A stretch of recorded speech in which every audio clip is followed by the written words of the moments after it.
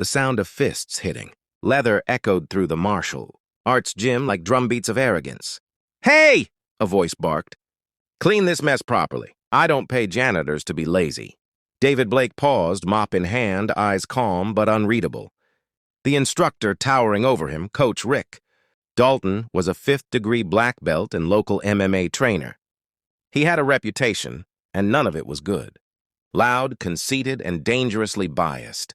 The kind of man who mistook cruelty for confidence. Everyone in the gym went quiet. "Sorry," David said evenly. "You spilled the water, I'm just cleaning it." Rick smirked and took a step closer. "You got attitude, huh? Maybe if you'd worked harder in life, you wouldn't be cleaning floors in a gym you can't afford." A couple of students laughed nervously. David didn't flinch. Rick grabbed the mop handle from David and tossed it aside. "You're in my way, move." David didn't move. You could feel the energy shift, like something powerful stirred beneath the surface. Rick didn't know it yet, but he had just made the biggest mistake of his life. Earlier that day, the sun had barely risen when David Blake walked into Iron Tiger MMA gym, a faded gray hoodie over his broad shoulders and work overalls zipped to the neck. He was quiet by nature, never drawing attention, never raising his voice. People assumed things about him. He never corrected them. He took this janitor job just 2 weeks ago. No one knew why a man like him, disciplined posture, sharp eyes, silent strength, would be pushing a mop bucket for minimum wage. People whispered. He ignored them. Inside the office, Maria, the gym secretary, handed him a schedule. Rick gave a wild class today. "Be careful," David nodded. "He always like that?" "Always worse," she said. Back to the gym floor, building pressure. Rick laughed mockingly, circling David like a predator who thought he had caught easy prey.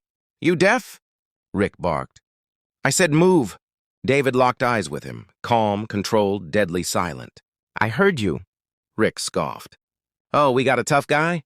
You want to try something, janitor?" Cameras were out now, students recording, the crowd forming a circle. A show was about to begin.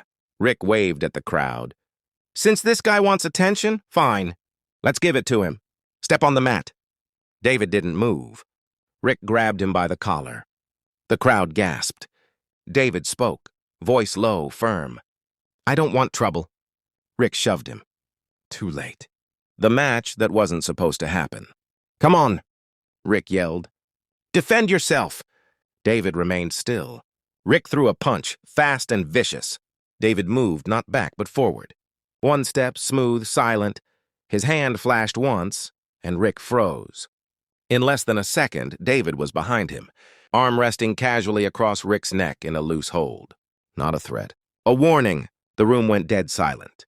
Rick tried to break free. He couldn't move. He wasn't being choked yet, but he knew instantly this man was not a janitor. David let him go. Rick stumbled forward, red-faced, furious. "You think you're clever? I'll wipe the floor with you for real." Rick charged again. "Wrong move!" David sidestepped, a blur of motion, and swept Rick to the ground with precision so clean and technical it didn't even look real. One moment Rick was charging, the next he was face down. David had him pinned with only a knee against his back. Minimal force, maximum control. David spoke quietly, but everyone heard. "Stop!" Rick thrashed helplessly. "Fight me like a man!" David got up and simply said, "I don't fight out of anger. And I don't fight to prove anything." Rick roared back, humiliated. "You afraid to take a real hit? Step into the cage then." The gym lit up in cheers and shouts. A fight. They wanted a fight. David looked at Rick, then at the people, then at the small boy, watching from the back window. A boy wearing a Courage Academy martial arts shirt. David looked back at Rick. "Fine," he said at last. The gym exploded in noise. Rick smirked. The janitor was stupid enough to accept. If you're still watching this, hit that like button. Subscribe and turn on post notifications. Stories like this deserve to be heard. Now let's continue, because the truth is about to shake this entire gym. The fight begins, but something feels wrong. Before stepping into the cage, David helped the kid who had dropped his bag outside the door. He tied the little boy's belt with perfect martial technique. The boy bowed in respect. Rick watched, irritated. "Stop acting like some kind of sensei." Nobody here is impressed. Inside the cage, Rick bounced on his feet, showboating, ready to destroy what he thought was a random. Janitor. David, calm as water. Rick attacked first. Kicks, jabs, power strikes. Nothing touched. David. He slipped them like wind, avoiding. Leaves. Precision. Efficiency. Effortless. Rick got frustrated, sloppy, wild. David saw an opening but didn't strike back.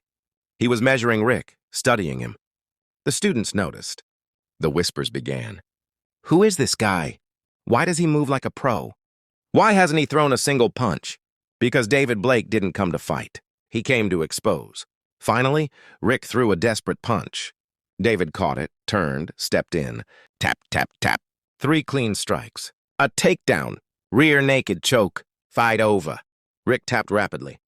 David let go immediately and walked away without celebration. Maria, shaking, whispered, "Oh my God, I think I know who he is." One of the students pulled out his phone, searched something, eyes widened in fear. Then he said it out loud. "That's not a janitor.